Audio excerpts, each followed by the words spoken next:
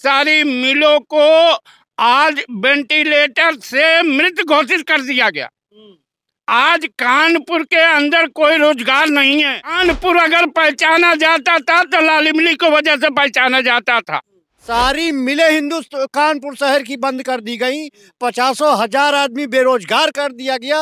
10 लाख आदमियों की रोजी रोटी छीन ली गई। तो रोजगार कहाँ से आ गया? अब कह रहे हैं बहुत क्राइम आज भी है, कल भी था। अच्छा, आज भी है, कल भी है। रिक्शा चला के भी काम चलाया, लेकिन कब तक झेल पाते थे? भूखे पेट कब तक कर चला पाते? वो बेचारे भी मरते चले जा रहे हैं। और सारे लोगों के यहाँ से 43 महीने में किस तरह की स्थिति पड़ रही है। लोग टुकड़े घर के कपड़े जला के उन लोगों ने अपना खाना बनाया है। प्रधानमंत्री जी, हमारे इन गरीब मजदूरों की रक्षा करें। आज हमारा परिवार तड़प रहा है।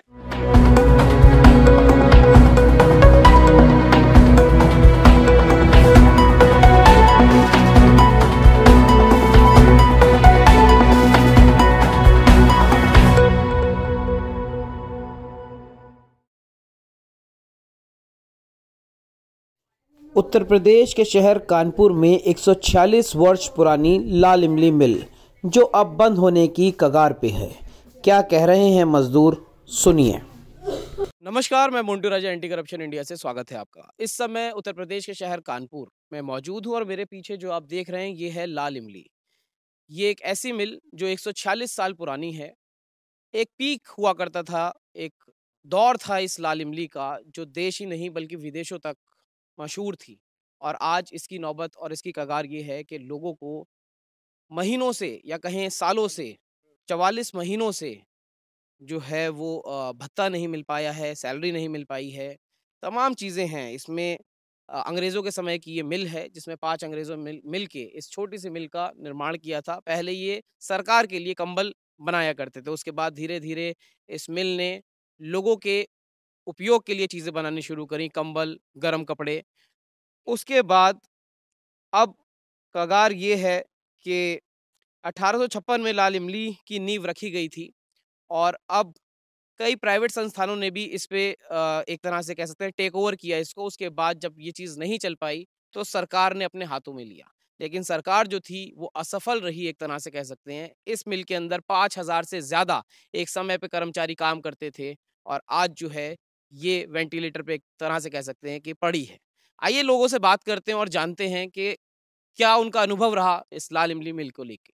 तो ये है 1876 में जो बनी थी द ब्रिटिश कॉरपोरेशन, जो है एक लाल इमली के नाम से मशहूर, और 2017 में इसको जो है नीति आयोग को सौंपा गया था। 2013 के बाद से इसके अंदर जो कपड़े बना करते थे वो पूरी तरह बंद हो गए। एक समय था जब 5,000 से ज़्यादा कर्मचारी काम करते थे, अभी तकरीबन 200-250 लोग ही यहाँ पे बचे हैं। क्या नाम है आपका और यहाँ पे कब से काम कर रहे हैं? मेरा नाम अजय सिंह है। मैं लाल इमली कर्मचारी संघ का अध्यक्ष हूँ। अजय जी, ये बताएं, जो लाल इमली थी कितने साल से आप यहाँ पे काम कर रहे हैं, ये बताएं। मैं 1988 में इस लाल इमली में मेरा अप्रेंटिस में मेरी नियुक्ति हुई और 89 में मैं यहाँ टेम्परेरी वर्कर बना और तब से इस मिल में मैं सेवा दे रहा हूँ। तो ये बताएं कि आपको इतना लंबा अनुभव हो गया है, एक ये जो मिल है ये ना कि केवल कानपुर देश और बल्कि विदेशों में भी इसके चर्चा थे। एक बड़ा इसका विस्तार होता था, एक बहुत अच्छे जो है इसकी एक्सपोर्ट हुआ करती थी, लेकिन उसके बाद धीरे धीरे जो है ये ख़त्म होना शुरू हो गया। क्यों ये ख़त्म हुआ? सर,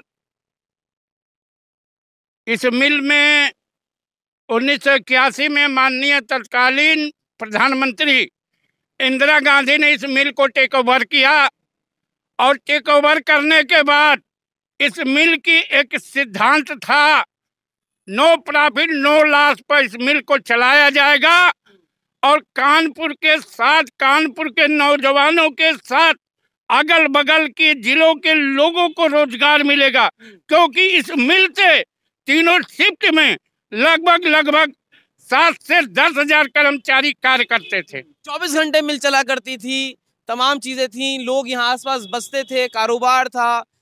क्या कैसे देखते हैं कि इतना विकास हो रहा है? देश के प्रधानमंत्री कहते हैं देश के अंदर विकास हो रहा है, सब चीजें बढ़ रही हैं, आप इसको कैसे देखते हैं? एक जहां 5-6 हज़ार कर्मचारी काम करते थे, आज कानपुर के अंदर तमाम जगह मेट्रो की स्थिति चल रही है, मेट्रो बन रही है, खुदाइयाँ हो रही हैं।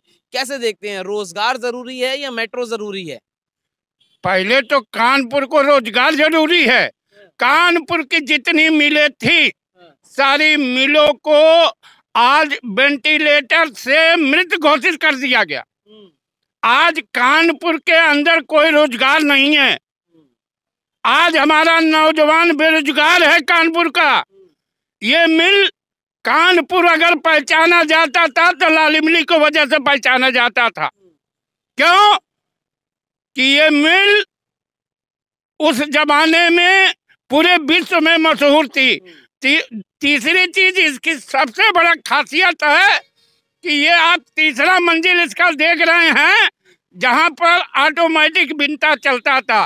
पूरे विश्व के अंदर आप घूम आए, कोई मिल ऐसी नहीं मिलेगी जहां पर ऑटोमेटिक मशीनें बिनता की जो कपड़ा बुनती हैं वो चले। क्योंकि सुनने में ये भी आया था कि जो यहाँ पे प्रोडक्शन के लिए चीजें दी जाती थी, पहले वो विदेशों से ऊन मंगाया जाता था, और जहाँ जो ये मशीनें लगी हुई हैं उनमें उससे बुनाई वगैरह होती थी। उसके बाद जब भारत सरकार ने इसको टेक ओवर कर लिया तो उस उत्तम क्वालिटी का जो वुल है वो आप लोगों को नहीं मिल पा रहा था। ऐसा है कि ये ऑस्ट्रेलिया से हमारा कांटेक्ट है, इस लाल इमली का आज भी वो कांटेक्ट है, लेकिन यहाँ के उच्च अधिकारी वहाँ से ऊल का जो हमारा उनसे कांटेक्ट है, जो म्यूरल ऊल जो वहाँ पर होती थी भेड़, उनका ऊल आता था, जो आज जम्मू कश्मीर की इतनी बड़ी ठंडी में पश्मीना लोई आज तमाम तरह का सूट वगैरह बनाते थे।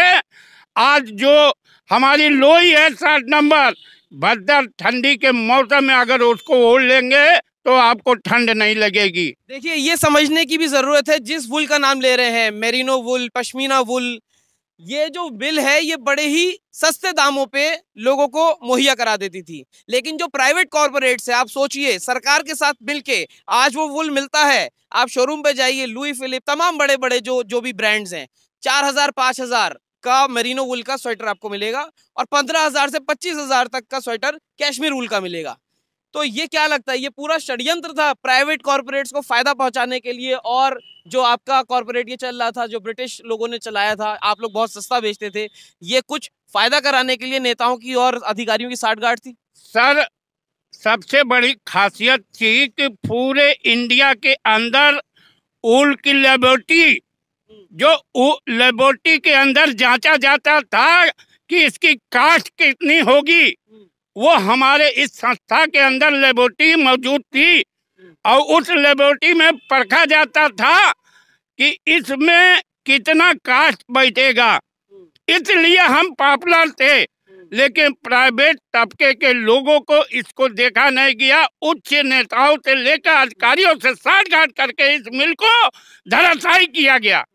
तो क्या लगता है, जो लोग हैं वो इस पे आवाज सही से उठा नहीं पा रहे हैं? लोग खुश हैं, सरकार जय जयकार सरकार के लगा रहे हैं। आज देश के अंदर जो है तमाम मंदिर मस्जिद, हिंदू मुसलमान, इस सब पे बातें होती हैं, बेरोजगारी पे, महंगाई पे, इन सब मुद्दों पे बात नहीं होती। ये मुद्दे हैं कानपुर निवासियों के लिए या नहीं है? सर, कानपुर वालों के लिए सबसे प्रथम मुद्दा है रोजगार। आज कानपुर के अंदर जो भी पुराने रोजगार थे वो सब धराशायी कर दिए गए। क्यों? इस मिल को ठप करने का मुख्य कारण इसकी जमीनें हैं। बड़े बड़े नेताओं की निगाह इसके जमीनों पर लगी हुई है। कहा यह जा रहा है कि ये अभी बंद करने की पूरी तरह बात करी जा रही है। 2023 जो फाइनेंशियल ईयर आएगा उसमें बंद कर दी जाएगी। उसके बाद कह रहे हैं यहाँ पे मल्टी कॉम्प्लेक्स, अस्पताल या कोई इस टाइप की चीज, फार्म हाउस या कुछ ऐसा बड़ी चीज बनेगी। क्योंकि यहाँ कानपुर जो है वो लेदर के लिए भी बड़ा मशहूर था। टेंड्रीज भी बंद हो गई, तमाम हजारों आदमी वहाँ भी बेरोजगार हो गया, यहाँ भी बेरोजगार हो गया, और डेवलपमेंट के नाम पे तमाम चीजें देखी जा रही हैं, मेट्रो बनाई जा रही है, इस तरह की चीजें। तो क्या लगता है कानपुर की जनता क्या कह रही है? कानपुर की जनता यहाँ रोजगार मांग रही है। यहाँ का नौजवान बेरोजगार है, यहाँ कोई रोजगार नहीं है। लेकिन सरकार कहती है, आज 2017 में इस मिल को नीति आयोग ने बंद घोषित किया। 2017 से हम लोग प्रतिदिन लड़ाई लड़ रहे हैं। 44 महीनों से आप लोगों को तनख्वाहें नहीं मिली हैं, घर कैसे चल रहा है? सर 44 महीने से हम लोगों को तनख्वाह नहीं मिली है, ये आपने बहुत ही अच्छा मुद्दा उठाया। आज हम यहाँ से लेकर कानपुर से लेकर लखनऊ, लखनऊ से लेकर दिल्ली मंत्रालय तक ऐसा कोई भी नेता नहीं है, यहाँ तक केवल मोदी जी के चरणों में नहीं गए हैं। हमने मजदूरों का मुद्दा लेके आज हम अपने प्रधानमंत्री जी से भी निवेदन करते हैं कि आपके चैनल के माध्यम से तत्काल हमारे मजदूरों का भुगतान कराया जाए। क्यों कि एक तरफ माननीय प्रधानमंत्री जी का नारा है बेटी बचाओ बेटी पढ़ाओ, हम कहां से बेटी को बचावे जहां 43 महीने से वेतन नहीं मिला है, वहां हम कैसे बेटी बचाएंगे, कैसे बेटी को पढ़ाएंगे। हमें कानपुर का कोई भी नेता यहाँ से कानपुर से लेकर दिल्ली तक बता दे आज कैसे हमारा परिवार चल रहा है। क्योंकि यूपी में कहा जाता है कि राम राज आ गया है, मंदिर बन गया है, तमाम लोग उसमें लगे हैं, जय जयकारे लग रहे हैं। राम राज है नहीं है? सर हम राम राज को नहीं जानते हैं, हम राम राज और मस्जिद मंदिर के चक्कर में नहीं है, हम रोजगार के चक्कर में हैं। नौजवानों को रोजगार मिले, नौजवानों को जीविका चलाने के लिए उनको अधिकार मिले, हम इस मुद्दे के पीछे हैं। हम कानपुर के मजदूर हैं, हम गरीब तबके के लोगों के लिए लड़ेंगे। इसके लिए अगर हमको अपनी कुर्बानी भी देनी होगी तो मैं कुर्बानी देने के लिए तैयार हूँ। तमाम और भी लोग हैं। क्या नाम है आपका? राम नरेश सिंह। राम नरेश जी कितने सालों से काम कर रहे हैं इस मिल में? मैं 89 में आया था यहाँ पे एज ए क्लर्क, तब से मैं यहाँ वर्किंग में हूँ। और मेरा कहना ये है कि यहाँ कानपुर शहर की जितनी भी मिलें थी लगभग सभी मिलों को बंद कर दिया गया और कहा यह जा रहा है कि बेरोजगारों को रोजगार दे रहे हैं। कैसे दिया जा रहा है? मेरा अपना मानना यह है कि 50,000 कर्मचारियों को बिल्कुल रोजगार ले लिया गया। सभी मिलें कानपुर शहर की बंद कर दी गई। रोजगार कहाँ आया ये मैं नहीं समझ पा रहा हूँ। मंदिर तो आ गया, मंदिर आ गया, लेकिन रोजगार कहाँ गया? जब सारी मिलें कानपुर शहर की बंद कर दी गई, 50,000 आदमी बेरोजगार कर दिया गया, 10 लाख आदमियों की रोजी रोटी छीन ली गई, तो रोजगार कहाँ से आ गया? अब कह रहे हैं कि इसको बंद करने के बाद यहाँ पे एक बढ़िया बेहतरीन मॉल बन जाएगा, कॉम्प्लेक्स बन जाएगा। 50,000 कर्मचारी जब बेरोजगार कर दिया गया है, जिससे 10 लाख आदमियों को रोजी रोटी चलती थी, हमारा पैसा बाजार में जाता था, बाजार वालों का पेट पलता था, कैसे कैसे राम राज आ गया? ये तो मेरी समझ में नहीं आता। मोदी जी कैसे बता रहे राम राज आ गया? जब सब आदमी हिंदुस्तान का बेरोजगार हो गया तो राम राज कहाँ से आया? रामराज पहले से। क्या नाम है? पप्पू हसन। पप्पू हसन जी क्या कह रहे हैं? रामराज नहीं है? मैं कह रहा हूँ कि रामराज आज थोड़ी नहीं आया। जब से राम ने पृथ्वी पे जन्म लिया था जब से रामराज है। कहा यह जा रहा है योगी जी इतना बढ़िया चला रहे हैं उत्तर प्रदेश, तमाम लोग जो हैं, आज महिला जो है वो 10 तोला गहना पहन के रात में 2 बजे भी निकल सकती है। अरे वो ठीक है, कल भी पहन के निकलती थी, आज भी निकलती है। तो कहते क्राइम बहुत था। क्राइम आज भी है, कल भी था। अच्छा, आज भी है, कल भी है क्राइम, क्योंकि क्राइम से संबंधित नहीं, हम लोग लाल इमली से जूझ रहे हैं, हमें क्राइम से मतलब नहीं है। हम लोग क्राइम कहाँ से जाने? बेरोजगारी की ऐसी मार होती है, इंसान क्राइम भी करता है। हम लोग क्राइम नहीं कर रहे हैं, हम लोग तो संघर्ष कर रहे हैं। यहाँ की यूनियन बराबर लड़ाई लड़ रही है। आज 45 महीने से वेतन नहीं मिला है और ये होता है कि आज बंद हो जाएगी, कल बंद हो जाए, बंद का प्रोसेस चल रहा है। और मैं तो ये कहना चाहता हूँ आपके चैनल के माध्यम से कि अगर हम लोगों का वेतन नहीं दे रहे हैं तो इसको फाइनली खत्म करके इसको खत्म करें। हम लोग क्यों यहाँ पे यानी कि टीवी का बैठाल करके मरीज और दमे का मरीज बना रहे हैं यहाँ पर? तो देखिए तमाम ये कर्मचारी हैं लाल इमली के। ये इतनी बड़ी मिल जो आप देख रहे हैं पीछे, इसमें ये भी है कि तमाम लोग कहते ये हैं कि रोजगार जो है उनके पेटों पे लात लग गई है। तमाम यही कंडीशन जो है कानपुर में, जो लेदर का मैनचेस्टर कहा जाता था, कानपुर की टेंडरियों का यही हाल है। यहाँ हजारों आदमी काम करता था, उसका ये हाल है। तो आप समझिए। क्या नाम है आपका? विद्यासागर शुक्ला। विद्यासागर जी बताएं, आप कब से काम कर रहे हैं? नहीं, हम भी 30 साल हो गए काम करते। 30 साल से। सबसे जरूरी आपने कहा 43 में तनख्वाह नहीं मिल रही है। सबसे बड़ी समस्या है कि इससे कितने लोग अवसादग्रस्त हो गए। 72 आदमी हमारे अचानक मर गए। जो इन तनख्वाह से में कुछ लोगों ने रात में रिक्शा चला के भी काम चलाया, लेकिन कब तक झेल पाते थे, भूखे पेट कब तक कर चला पाते, वो बेचारे भी मरते चले जा रहे हैं। सारे लोगों के यहाँ से 43 महीने में किस तरह की स्थिति पड़ रही है। लोग टुकड़े घर के कपड़े जला के उन लोगों ने अपना खाना बनाया है यहाँ पे चला के, फिर भी सच्चाई सुनिए, स्थिति ये है, लोग रिक्शे चला रहे हैं, मर रहे हैं, 75-70 से ज्यादा लोग मर चुके हैं। सोचिए, जो नेता बिना इलाज के, जो लोग ये कहते हैं, जो नेता डंका बजा रहे हैं कि देश जो है वो बहुत विकास कर रहा है, किस तरफ विकास कर रहा है देश। मैं दिल्ली गया था, वहाँ मैं अपने चेयरमैन से बात किया। मैंने वहाँ पर ज्वाइंट सेक्रेटरी स्तर से मेरी वार्ता हुई। उन्होंने कहा कि 3 सप्ताह के अंदर, मई 2022 की वार्ता बता रहा हूँ, आज बड़ी विडंबना के साथ कह रहा हूँ कि एक रिटायर्ड अधिकारी अस्सी गुप्ता 4 साल से इस मिल के अधिकारियों को, कर्मचारियों को 10 में बैठाकर, क्यों आज उनका वेतन मिल गया 1 साल का। बीडी शुक्ला, उनका वेतन मिल गया, लेकिन हमारे कर्मचारियों को 5,000 3 महीने के बाद टुकड़ों के तरफ फेंकते हैं। लेकिन यहाँ के सारे नेताओं को बताया गया, मंत्रालय के अधिकारी को बताया गया, लेकिन कोई सुनने वाला नहीं है। आज मैं आपके चैनल के माध्यम से बताता हूँ कि माननीय प्रधानमंत्री जी, हमारे इन गरीब मजदूरों की रक्षा करें। आज हमारा परिवार तड़प रहा है।